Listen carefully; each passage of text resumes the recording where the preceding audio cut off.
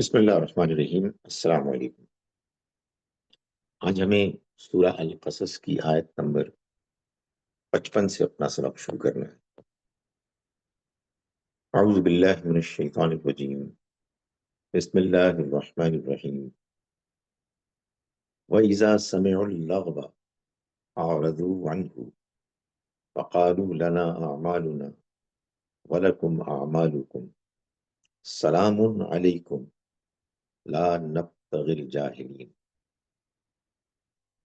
اور اب یہ سنتے ہیں لغو بات کو تو اعراض کرتے ہیں اس سے، اور کہتے ہیں کہ ہمارے لیے ہمارے اعمال اور تمہارے لیے تمہارے اعمال، سلامتی ہو تم پر، لا نبتغي الجاہلین، ہم ایسے جاہلوں سے الجھنا نہیں چاہتے۔ سورہ القصص سورہ النمل کی جوڑا سورہ ہے، اور یہ سورتوں کے چوتھے گروپ کی مکی سورہ ہے، جس گروپ میں اللہ تعالیٰ نے رسالت کے اس بات کے لیے دلائل، معلومات، تاریخ کے حقائق بیان فرمائے ہیں۔ ان دو صورتوں میں، سورہ النمل اور سورہ القصص میں، خاص طور پر نبی اکرم صلی اللہ علیہ وسلم کی رسالت کے حق میں جس خاص استدلال کو پیش کیا گیا ہے، وہ آپ ہی کی مانند، آپ ہی کی طرح کے آپ سے پہلے آئے ہوئے پیغمبر موسیٰ علیہ السلام کی داستان کا بیان ہے، اور اس داستان کی روشنی میں ان لوگوں کو دعوت دی گئی ہے کہ وہ ایمان لائیں، کہ جو آپ کی دعوت کے بارے میں سوالات رکھتے تھے، شکوک و شبہات رکھتے تھے، ان کو یہ بتایا گیا ہے کہ یہ پیغام اسی طرح کا پیغام ہے جیسے کہ موسیٰ علیہ السلام اللہ کی طرف سے لے کر آئے۔ چنانچہ جب ان کی داستان کو بیان کیا گیا تو لوگوں نے اس کو سننے کے بعد اس کا انکار کیا اور اعتراضات کرنے شروع کر دیے۔ ایک اعتراض تو وہ یہ کرتے تھے کہ یہ جب تک کہ قرآن مجید نازل نہیں ہوا تھا، اس وقت تک وہ تقاضا کرتے تھے کہ کوئی کتاب آئے گی، کوئی پیغام آئے گا تو ہم مانیں گے، لیکن اس کے بغیر ہم کیسے مان سکتے ہیں۔ لیکن جب کتاب آ گئی تو پھر انہوں نے یہ تقاضا کرنا شروع کیا کہ اس کتاب میں تو موسیٰ علیہ السلام کے واقعات بیان ہوئے ہیں، تو پھر ان کو موسیٰ علیہ السلام کی طرح کے معجزات کیوں نہیں ملے؟ تو ان سے کہا گیا کہ کیا موسیٰ علیہ السلام کو جو معجزات ملے اس کے نتیجے میں لوگوں نے ان کو مان لیا؟ نہیں، حقیقت واقعہ یہ ہے کہ انہوں نے ان کے بارے میں کہا کہ یہ تو اصل میں جادو ہے۔ تورات کے بارے میں بھی یہی کہا گیا، قرآن کے بارے میں بھی لوگوں نے یہی کہا، اور قرآن مجید نے بتایا کہ یہ جو انکار کرنے والوں کا مرض ہے وہ ایک ہی طرح کا مرض ہے، تکبر کا مرض ہے، ضد کا مرض ہے، اپنے آباء و اجداد کے راستے وہ آنکھیں بند کر کے اختیار کرنے کا مرض ہے۔ چنانچہ اللہ تعالیٰ نے فرمایا کہ جب اس طرح کے اعتراضات کو اہل ایمان سنتے ہیں، جن کے بارے میں پچھلی آیت میں بتایا گیا کہ ان کو اللہ تعالیٰ دوہرا اجر دے گا اپنے صبر استقامت کی وجہ سے، اور یہ وہ لوگ ہیں کہ جو جب ان کے ساتھ کوئی برائی کی جاتی ہے تو وہ بالحسنہ، اچھے رویے کے ساتھ اس کو دور کرتے ہیں، اس کا جواب دیتے ہیں، اور یہ اللہ کے راستے میں خرچ کرتے ہیں۔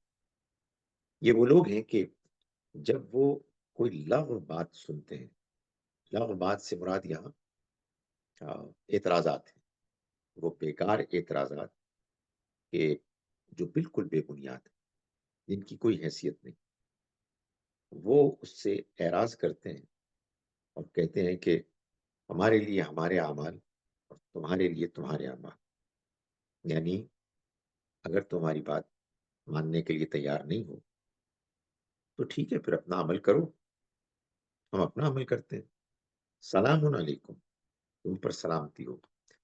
یہ تم پر سلامتی ہو قرآن مجید سے معلوم ہوتا ہے کہ ایک ایسی سٹیٹمنٹ ہے کہ جو بعض اوقات اللہ کے بندے اس وقت دیتے ہیں کہ جب ان کو یہ محسوس ہوتا ہے کہ جن سے وہ بات کر رہے ہیں، جن کو وہ خطاب کر رہے ہیں، وہ سننے کے لیے تیار نہیں ہے۔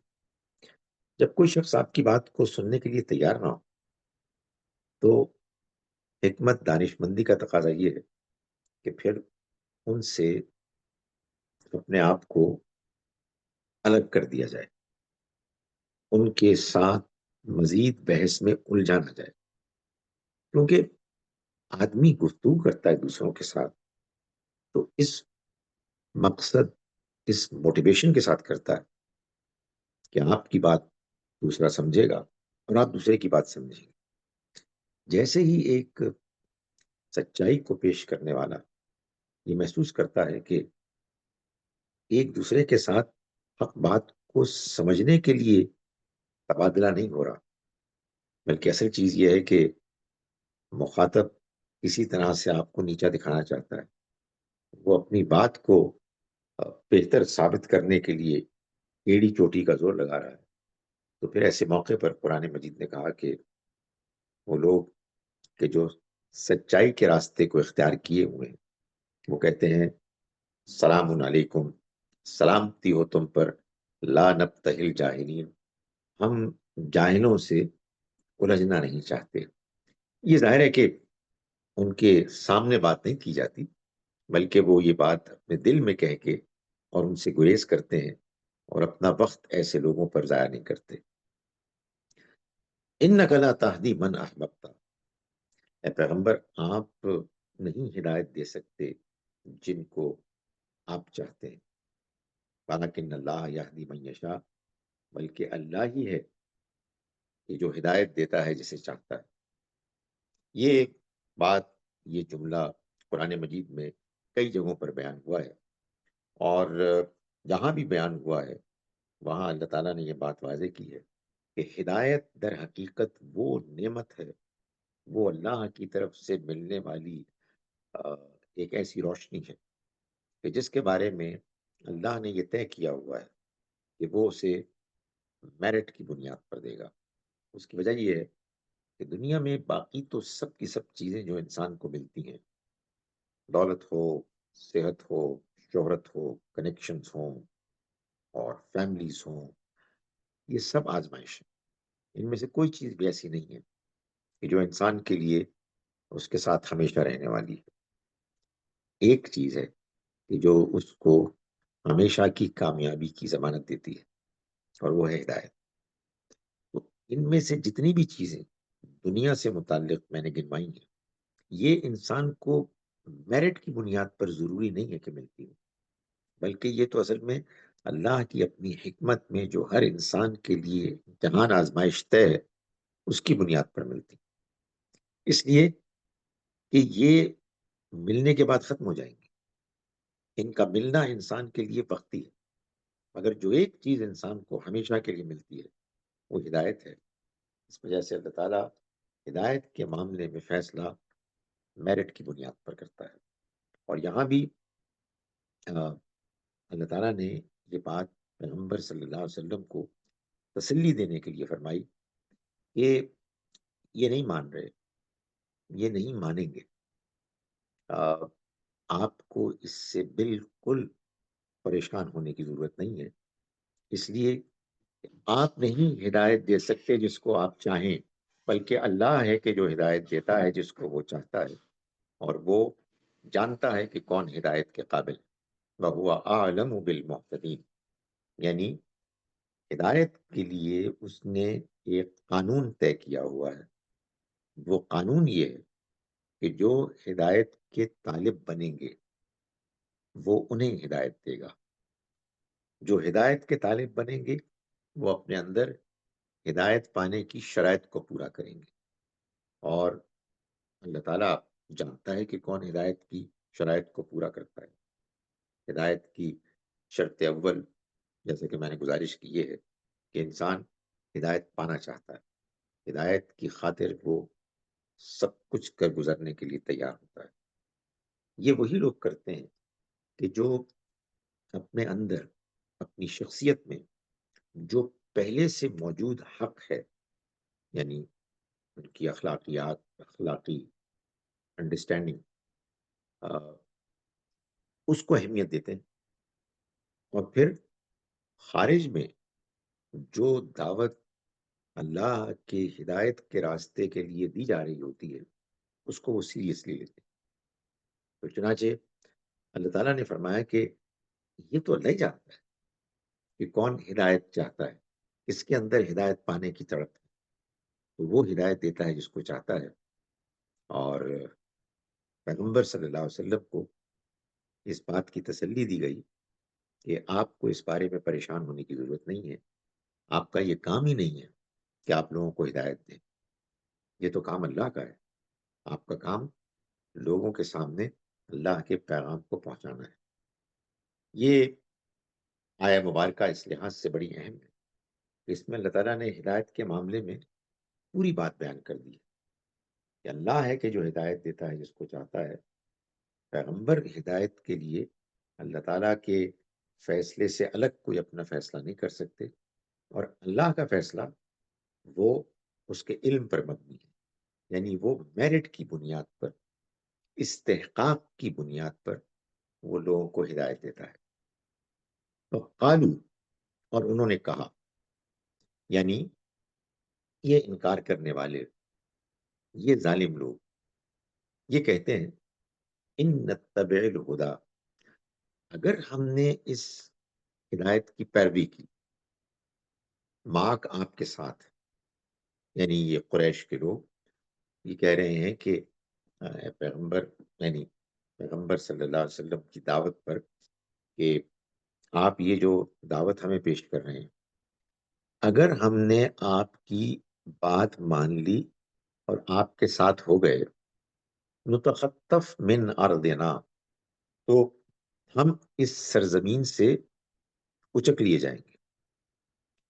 یہ بات وہ اس لیے کہتے تھے کہ ان لوگوں نے، قریش کے لیڈرز نے،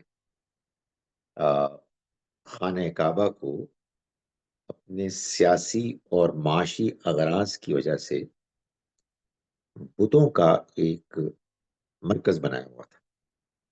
مختلف قبیلے تھے جن کے اپنے اپنے بت تھے، اور ان سب کو وہ وہاں اکوموڈیٹ کیے ہوئے تھے، اور سب کو انہوں نے خوش کیا تھا، چنانچہ سب لوگ ان کو سیکیورٹی بھی فراہم کرتے تھے، ان کی مدد بھی کرتے تھے۔ تو یہ لوگ نبی صلی اللہ علیہ وسلم کو یہ کہتے تھے کہ اگر ہم نے آپ کی بات مان لی تو پھر یہ کیا، ہمارا کیا بنے گا؟ پھر تو یہ جو کچھ بھی سہولت ہم کو میسر ہے یہ ساری سہولت ختم ہو جائے گی اور ہم اچک لیے جائیں گے۔ ساری سرزمین عرب میں لڑائی مار دھاڑ ہوتی ہے، لوگ ایک دوسرے کی خون کے پیاسے ہیں، اپنے معاشی ضرورتوں کو پورا کرنے کے لیے ایک دوسرے کو لوٹنے کے لیے تیار ہوتے ہیں۔ تو یہ ہم کو جو ایک مرکزی حیثیت حاصل ہے وہ تو اس گھر کے اندر جو ہم نے بتوں کو، سب کے سب جو قبائل ہیں ان کے بتوں کو اکوموڈیٹ کیا ہوا ہے، اس کی بدولت ہم کو یہ سہولت، یہ لیڈری حاصل ہے۔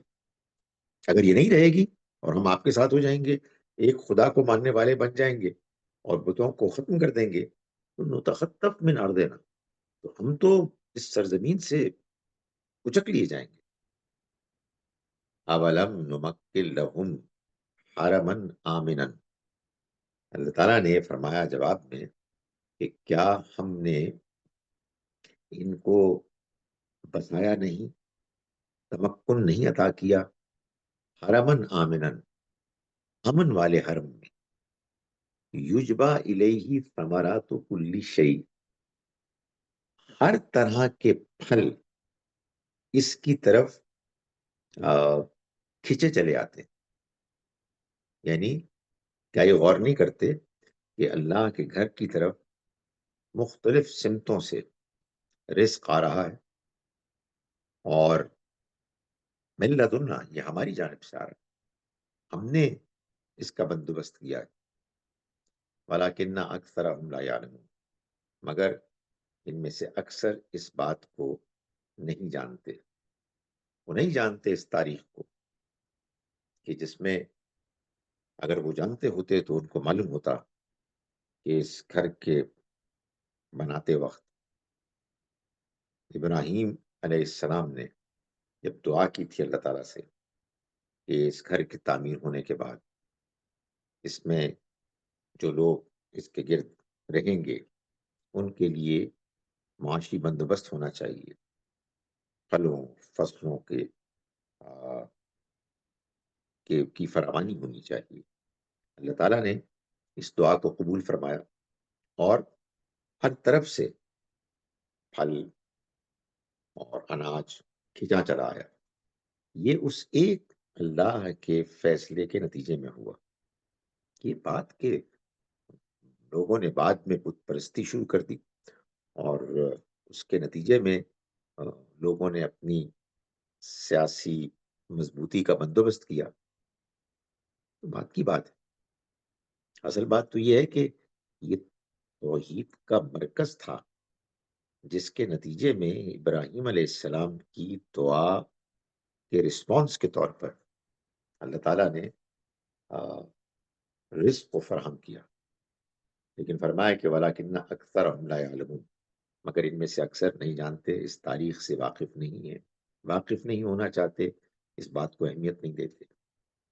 وَكَمْ أَهْلَكْنَا مِنْ قَرْيَةٍ بَطِرَتْ مَعِيشَتَهَا، اور ان لوگوں کو یہ بتا دینا چاہیے، ان کو معلوم ہونا چاہیے، کم اہلکنا من قریتن، کتنی بستیاں ہیں کہ جن کو ہم نے ہلاک کر دیا، بطرت معیشتہ، جن کی جو اپنی معیشت پر اترا رہی تھی، ناشکری کر رہی تھی. یعنی یہ جن کو، ان لوگوں کو جو فخر ہے اپنی اس معیشت پر، انہیں معلوم ہونا چاہیے کہ اس دنیا میں یہ پہلی قوم نہیں ہے کہ جن کا معاملہ ہو رہا ہے اللہ کے ساتھ. سے پہلے بہت سی بستیوں میں رہنے والے لوگ آئے اور ان کی جو معیشت وقتی طور پر مضبوط ہوئی، ان کو خوشحالی ملی، تو انہوں نے اترانا شروع کر دیا، انہوں نے ناشکری شروع کر دی. تو کیا ہوا؟ وَتِلْكَ مَسَاكِنُهُمْ لَمْ تُسْكَنْ مِنْ بَعْدِهِمْ إِلَّا قَلِيلًا.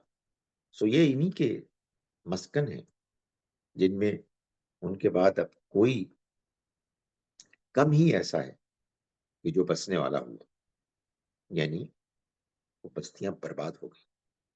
تمہاری طرح کے لوگ تھے، تم سے زیادہ مضبوط تھے، تم سے زیادہ مالدار تھے، لیکن انہوں نے محسوس کیا کہ یہ جو کچھ بھی ان کو حاصل ہے وہ ان کی اپنی تدبیر کا نتیجہ ہے، ان کی اپنی قابلیت کا، اپنی ان کی محنت کا نتیجہ ہے.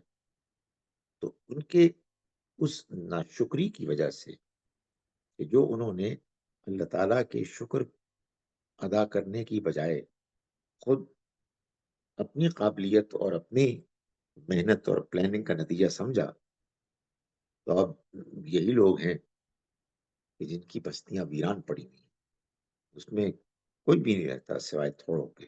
یعنی یہ قوم عاد، یہ قوم سمود، یہ قوم لوط، اس میں اگر کوئی ان بستیوں کے برباد ہونے کے بعد آیا بھی تو شاید کوئی راہ چلتے مسافر ہوں گے جو تھوڑی دیر کے لیے وہاں رہے، کوئی گدڑیے ہوں گے، چرواہے ہوں گے کہ جنہوں نے اپنے جانوروں کو چراتے چراتے وہاں کچھ آ کے پناہ لے لی. ورنہ وہ ویران اجڑی ہوئی بستیاں ہیں اور اس سے پہلے تمہاری اس بستی ہی کی طرح وہ خوشحال بستیاں تھیں. وَكُنَّا نَحْنُ الْوَارِثِينَ، اور ہم ہیں کہ جو اس کے وارث ہوئے. یعنی اللہ تعالیٰ یہ فرما رہے ہیں کہ یہ ساری کی ساری زمین یہ اللہ کی زمین ہے، اور زمین اور آسمان میں اور جو کچھ اس کے درمیان ہے، سب چیزیں اصل میں اللہ ہی کی ہیں. کچھ لوگ اگر اس میں کچھ عرصے کے لیے رہتے ہیں تو بس یہ ایک وقتی موقع ہے کہ جو ان کو حاصل ہوتا ہے، ورنہ ساری زمین اللہ کی ہے اور وہی وارث ہے. وَمَا كَانَ رَبُّكَ مُهْلِكَ الْقُرَىٰ، اور اللہ ایسا نہیں ہے کہ وہ تمہارا رب ایسا نہیں ہے کہ وہ بستی کو کسی بستی کو برباد کر دے، ہلاک کر دے.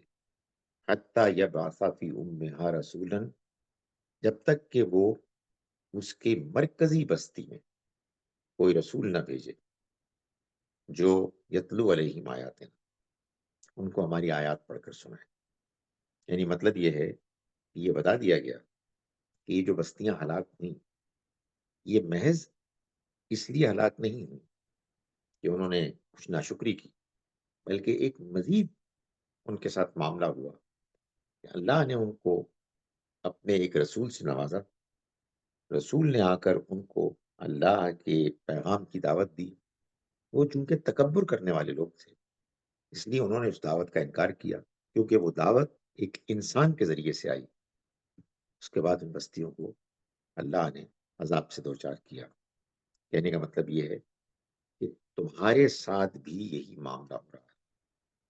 تم اپنی اس معیشت کی ترقی کو اپنی پلاننگ اور اپنی سمجھ بوجھ کا نتیجہ قرار دے رہے ہو، اور تم ناشکرے بن گئے ہو. اور اب تمہارے پاس ہمارے ایک رسول آئے ہیں کہ جو ہمارا پیغام پیش کر رہے ہیں، اور تم اس کا انکار کر رہے ہو. تو یہ بالکل وہی معاملہ ہے کہ جو اس سے پہلے ان قوموں کا ہوا کہ جو اب تمہارے سامنے، جن کے ویران کھنڈر تم دیکھتے ہو اپنے جب سفر کے لیے جاتے ہو، اپنے تجارت کے لیے. تو فرمایا کہ وہ رسول ان کے پاس آئے، انہوں نے انکار کیا اور ان پر عذاب آ گیا. تمہارے پاس بھی ہمارے رسول آئے ہیں. وما کننا مہلک القرى، اور ہم نہیں ہلاک کرتے بستیوں کو، وَأَهْلُهَا إِلَّا وَأَهْلُهَا ظَالِمُونَ، مگر یہ کہ اس کے رہنے والے ظلم ڈھانے والے بن جاتے ہیں. ظلم ڈھاتے ہیں یعنی اپنی جانوں پر ظلم کرتے ہیں. اپنی جانوں پر ظلم کرنے کا مطلب ہے کہ وہ جانتے بوجھتے ہوئے گناہ کرتے ہیں، زیادتیاں کرتے ہیں، تکبر کرتے ہیں. اس کے نتیجے میں وہ اللہ کے خوشنودی سے محروم ہو جاتے ہیں. پھر اللہ کا پیغام آتا ہے، اس پیغام کو وہ ماننے سے محروم ہو جاتے ہیں، کیونکہ وہ اپنی جانوں پر ظلم کرتے ہیں. اور ان کو پیغام جو ایک اچھے دل رکھنے والے انسان کے لیے روشنی لے کر آتا ہے، وہ پیغام ان کو اپیل نہیں کرتا. تو یہ معاملہ پہلے بھی ہوا ہے، یہ معاملہ تمہارے ساتھ بھی ہونے والا ہے. وما اوتیتم من شیء فمتاع الحیات الدنیا وزینتها. سو تمہیں معلوم ہونا چاہیے کہ جو کچھ بھی تم کو ملا ہے تو یہ تو دنیا کی زندگی کا بس ایک سامان ہے. اللہ نے تمہیں دنیا میں امتحان کے لیے بھیجا، یہاں بسنے کے لیے، اپنی زندگی گزارنے کے لیے تمہیں کچھ ساز و سامان کی ضرورت تھی، تو یہ وہ ساز و سامان ہے. وزینتها، اور یہ اس کی زینت ہے. اس کے سوا دنیا میں جو کچھ بھی تم کو ملتا ہے اس کی کوئی حیثیت نہیں. لیکن جان لو وما عند اللہ خیر وابقیٰ، جو اللہ کے پاس ہے وہ بہترین ہے، کہیں بہتر ہے، اور وابقیٰ، باقی رہنے والا ہے. تو تم فیصلہ کر لو، اترا رہے ہو، تم پکڑ رہے ہو اپنے اس وقتی معاشی آسودگی کو، تم سمجھتے ہو کہ یہ تمہارے کامیاب ہونے کی دلیل ہے. یہ تو پہلے بھی ایسا ہو چکا ہے. بہت سی بستیاں آئیں اور ان کے ہاں بھی اسی طرح سے کچھ گہما گہمی تھی، لیکن انہوں نے ظلم کیا، زیادتیاں کی، اپنی خواہشات کی پیروی کی، اور پھر اس کے بعد آنے والے پیغمبر کا انکار کیا اور تباہ ہو گئے۔ افلا تعقلون، تو کیا تم عقل سے کام نہیں لیتے؟ اس عارضی دنیا کی خاطر تم اس ہمیشہ کی زندگی کی ان نعمتوں کو ٹھکرا رہے ہو کہ جو ان نعمتوں سے کہیں زیادہ بڑھ کر ہے، تو پھر کیا تم عقل سے کام نہیں لیتے؟ افمن وعدناہ وعدا حسنا، تو بھلا یہ بتاؤ کہ جس سے ہم نے وعدہ کیا ہو اچھا وعدہ، فہو لاقیہ، پھر وہ اس کو مل کے رہے گا، وہ لازماً اسے حاصل ہوگا، کمم متعناہ، اس کے جیسا ہو سکتا ہے کہ جس کو ہم نے عنایت کیا متاع حیات دنیا، دنیا کی زندگی کا سامان، کچھ فائدہ، ثم ہوا یوم القیامتی، پھر وہ قیامت کے دن ہوا من المحضرین، وہ پکڑ کے بلائے جانے والوں میں سے ہو، حاضر کیے جانے والوں میں سے ہو۔ کیا دونوں برابر ہو سکتے ہیں؟ کیا تم نے اس پہ کبھی غور کیا ہے؟ کیا تم نے یہ فیصلہ سوچ سمجھ کر کیا ہے؟ کتنی عجیب بات ہے کہ اللہ تعالیٰ تم کو اس زندگی کی کامیابی کی دعوت دے رہا ہے، اس کو اختیار کرنے، حاصل کرنے کی، کہ جو کبھی ختم نہیں ہوگی، اور تم ہو کہ تم نے یہ فیصلہ کیا ہے کہ اس عارضی زندگی کا تھوڑا سا فائدہ جو تم کو حاصل ہوا ہے، تم اسی پر اکتفا کرو گے اور اس فائدے کو تم بالکل نظر انداز کر دو گے جس کو حاصل کرنے کی تم کو دعوت دی جا رہی ہے۔ وَيَوْمَ يُنَادِيهِمْ، اور خیال کرو اس دن کا کہ جب وہ ان کو پکارے گا، یعنی اللہ تعالیٰ ان کو پکارے گا، فَيَقُولُ، تو وہ کہیں گے، تو وہ کہے گا، فَيَقُولُ أَيْنَ شُرَكَائِيَ الَّذِينَ كُنْتُمْ تَزْعُمُونَ، کہاں ہیں وہ تمہارے شریک، شرکا، جن کے بارے میں تم یہ گمان کرتے تھے کہ وہ تمہاری مدد کو آئیں گے، تم ان کو پکار رہے ہو، پوج رہے ہو، وہ تمہارے لیے مشکل وقت میں تمہارے کام آئیں گے۔ قال الذین حق علیہم القول، تو وہ لوگ کہ جن پر بات پوری ہو چکی وہ کہیں گے، یعنی جو ان کے لیڈرز تھے، ربنا، اے ہمارے رب، ہؤلاء الذین اغوینا، یہ ہیں وہ لوگ جن کو ہم نے گمراہ کیا، اغویناہم، ہم نے ان کو گمراہ کیا، ہم نے ان کو بہکایا، کما غوینا، جس طرح ہم خود بہکے ہوئے تھے، یعنی مطلب یہ ہے کہ ہمارا اور ان کا معاملہ کوئی فرق نہیں ہے، ہم بہکے، اپنی خواہشات کے پیچھے چلے، اندھے ہو گئے، اور ہم نے ان کو بہکایا، اور وہ بھی ہماری طرح اپنی خواہشات کے پیچھے چلے، اندھے ہو گئے اور گمراہ ہو گئے۔ سو ایسا نہیں ہے کہ ہم نے ان کو گمراہ کیا ہے، بلکہ وہ خود گمراہ ہوئے ہیں جیسے کہ ہم گمراہ ہوئے۔ تبرأنا الیک، ہم تیرے حضور میں ان سے برات کرتے ہیں، ہم لا تعلقی کا اظہار کرتے ہیں ان سے، ہمارے اوپر ان کی گمراہی کا کوئی بوجھ نہیں ہونا چاہیے۔ ما کانوا ایانا یعبدون، اور یہ ہماری عبادت نہیں کرتے تھے۔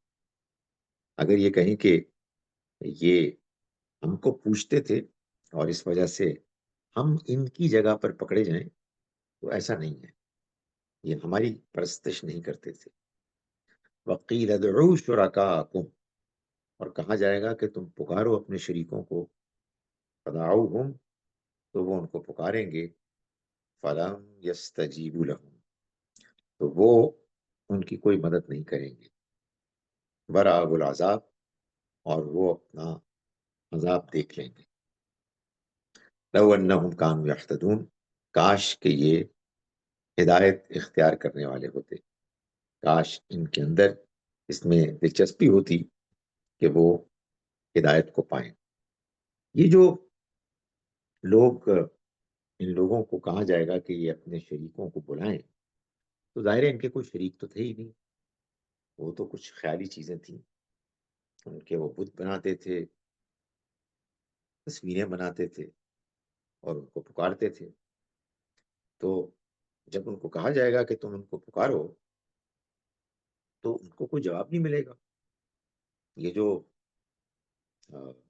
احادیث میں آتا ہے کہ قیامت کے روز جو تصویریں بناتے تھے ان سے کہا جائے گا کہ تم ان میں جان ڈالو، اصل میں وہ یہی بات ہے، اسی بات کی تشریح ہے کہ جو حدیث میں بیان ہوئی ہے کہ نبی صلی اللہ علیہ وسلم نے فرمایا کہ تصویر بنانے والوں سے کہا جائے گا کہ وہ اپنی تصویروں میں جان ڈالیں۔ کون سی تصویریں؟ کون سے بت؟ یہ تصویریں، یہ بت کہ جو اپنے تصور کے مطابق وہ اپنے ان معبودوں کے بناتے تھے کہ جن کے بارے میں ان کا عقیدہ یہ تھا کہ ہم ان کو پکاریں گے اور وہ ہماری پکار کو سن کے جواب دیں گے اور ہماری مدد کو آئیں گے۔ تو اللہ تعالیٰ یہاں فرما رہے ہیں کہ ان سے کہا جائے گا کہ تم پکارو اپنے ان شریکوں کو، پھر وہ ان کو پکاریں گے تو وہ ان کو جواب نہیں دیں گے اور عذاب کو دیکھیں گے۔ یعنی جب یہ سلسلہ ختم ہوگا تو پھر عذاب ان کے سامنے ہوگا۔ لو انہم کانوا یہتدون، کاش کہ وہ ہدایت اختیار کرنے والے ہوتے۔ وہ ہستیاں کہ جو واقعی کوئی وجود رکھتی تھیں، جیسے مثال کے طور پر مسیح علیہ السلام، ان کے پکارنے والوں کو اللہ تعالیٰ قیامت کے روز مسیح علیہ السلام سے کہلوائے گا کہ یہ مجھ کو نہیں پکارتے تھے، میں نے ان کو ہرگز یہ کرنے کو نہیں کہا تھا، یہ میرے بعد کی وہ بدعات ہیں کہ جو ان لوگوں نے اختیار کی اور لوگوں کے کہنے پر۔ وَيَوْمَ يُنَادِيهِمْ، اور خیال کرو اس دن کا جس دن وہ پکارے گا، یعنی اللہ پکارے گا ان کو، وَيَقُول، تو وہ کہیں گے، تو وہ کہے گا ماذا اجبتم المرسلین، تم نے رسولوں کو کیا جواب دیا؟ یعنی ایک تو وہ معاملہ ہوگا جو پہلے گزر چکا کہ جن کو پوچھتے تھے ان کے بارے میں پوچھا جائے گا، اور ایک دوسرا سوال یہ ہوگا کہ تم نے رسولوں کو کیا جواب دیا؟ جب تمہارے پاس پیغام آ گیا تھا تو اس پیغام کے بارے میں تمہارا کیا رویہ رد عمل تھا؟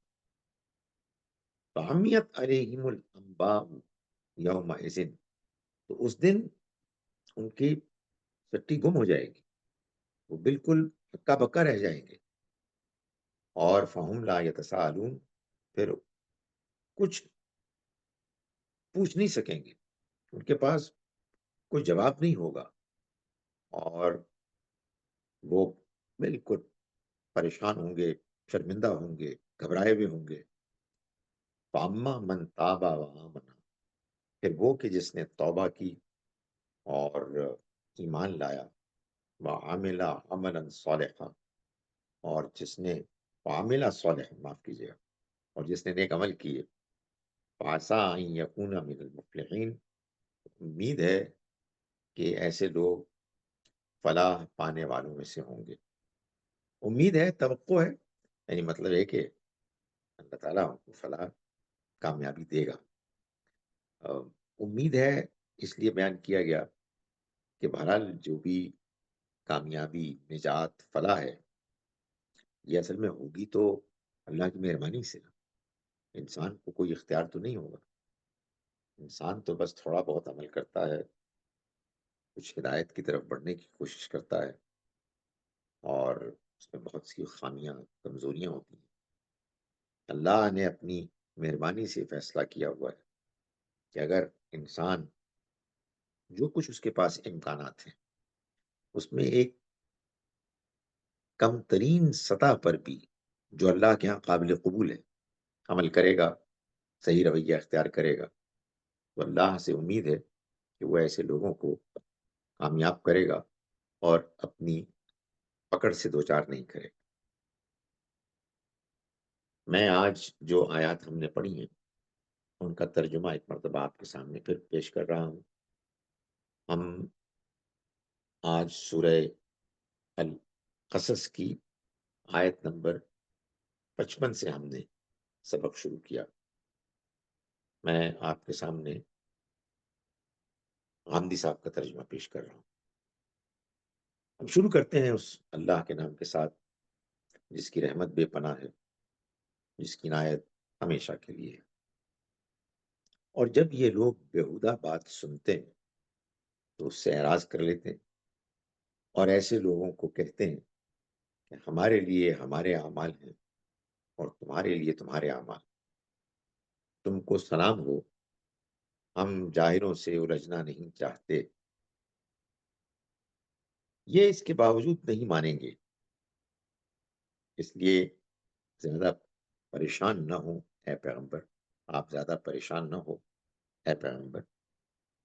آپ جن کو چاہو ہدایت نہیں دے سکتے، بلکہ اللہ ہی جسے چاہتا ہے اپنے قانون کے مطابق ہدایت دیتا ہے، اور وہی خوب جانتا ہے ان کو جو ہدایت پانے والے ہیں.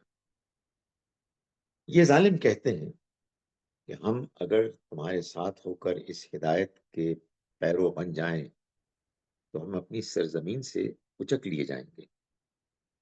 اس سے پہلے کیا ہم نے ان کو اس امن والے حرم میں تمکن عطا نہیں فرمایا جس کی طرف ہر چیز کی پیداواریں خاص ہماری عنایت سے کھنچتی چلی آ رہی ہیں. لیکن ان میں سے اکثر اس بات کو نہیں مانتے. قریش کے لوگوں، کتنی بستیاں ہیں ہم نے ہلاک کر چھوڑی ہیں جو اپنی معیشت پر ناشکری کر کے اترا گئی تھیں. سو یہ انہی کے مسکن ہیں جن میں ان کے بعد کوئی کم ہی بسا ہے، اور ان کے وارث پھر ہم ہی ہوئے. حقیقت یہ ہے کہ تمہارا پروردگار ان بستیوں کو ہلاک کرنے والا نہیں تھا جب تک کہ ان کے مرکز میں کسی رسول کو نہ بھیج لے جو ہماری آیتیں انہیں پڑھ کر سناتے. اس کے ساتھ یہ بھی حقیقت ہے کہ ہم بستیوں کو اسی وقت ہلاک کرتے ہیں جب ان کے لوگ اپنے اوپر ظلم ڈھانے والے بن جاتے ہیں. تمہیں جو چیز بھی دی گئی ہے وہ دنیا کی زندگی کا سامان اور اس کی زینت ہی ہے. تو جب اور کچھ جو کچھ خدا کے پاس ہے وہ اس سے بہتر بھی ہے اور پائیدار بھی. پھر کیا سمجھتے نہیں ہو؟ بھلا وہ شخص کے جس سے ہم نے اچھا وعدہ کیا ہے اور وہ اسے لازماً پا کر رہے گا، اس شخص کے برابر ہو جائے گا جسے ہم نے دنیا کی زندگی کا سامان دیا. پھر قیامت کے دن وہ پکڑ بلائے جانے والا ہے. یہ اس دن کا دھیان کریں جب خدا انہیں پکارے گا، پھر پوچھے گا کہ میرے وہ شریک کہاں ہیں جن کا تم دعویٰ کرتے تھے. ان کے زعماء لیڈر جن پر بات پوری ہو چکی ہوگی اس اندیشے سے کہ تمام ذمہ داری کہیں ان پر نہ ڈال دی جائے، فوراً بول اٹھیں گے کہ ہمارے پروردگار، یہ لوگ جنہیں ہم نے بہکایا انہیں ہم نے اسی طرح بہکایا ہے جس طرح ہم خود بہکے تھے. تیرے حضور ہم ان سے برات کرتے ہیں، یہ ہم کو نہیں پوچھتے تھے. اس وقت کہا جائے گا اچھا اب اپنے شریکوں کو بلاؤ. سو گھبرا کر انہیں بلائیں گے مگر وہ ان کی کوئی مدد نہیں کریں گے اور یہ اپنا عذاب دیکھ لیں گے. اے کاش کہ یہ ہدایت اختیار کرنے والے ہوتے. اور اس دن کا دھیان کریں جب خدا انہیں پکارے گا، پھر پوچھے گا کہ تم نے رسولوں کو کیا جواب دیا تھا. تو اس دن ان کی سٹی گم ہو جائے گی، پھر آپس میں بھی کچھ نہ پوچھ سکیں گے. ہاں، جس نے توبہ کی اور ایمان لایا اور اچھے عمل کیے اسے توقع رکھنی چاہیے کہ اس دن وہ فلاح پانے والوں میں سے ہوگا. اقول قولی ھذا واستغفر اللہ لی ولکم.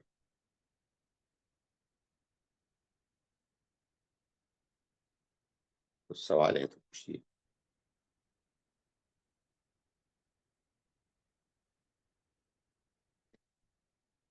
چلیے جی، انشاءاللہ پھر اگلی جمعرات اور جمعے کو ہم سورہ مبارکہ کا اگلا حصہ پڑھیں گے۔